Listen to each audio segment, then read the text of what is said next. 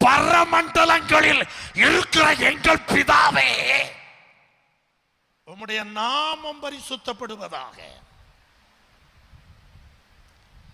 பரலோகத்தில் இருக்கிற பிதாவின் நாமம் பரிசுத்தப்படணும். நம்ம ஜெபத்துல பரலோகத்தில் இருக்கிற பிதாவின் நாமம் என்ன? இயேசு சொன்னார், நான் பிதாவின் நாமத்தில் வந்திருந்தும் நீங்கள் என்னை ஏற்றுக்கொள்ளவில்லை. நான் எந்த நாமத்தில் வந்திருக்கேன்? பிதாவின் நாமத்தில். அப்ப பிதாவுக்கு ஒரு நாமம் உண்டு. அந்த நாமம் கர்த்தராகிய இயேசு கிறிஸ்து. ஒரே தேவன்யா.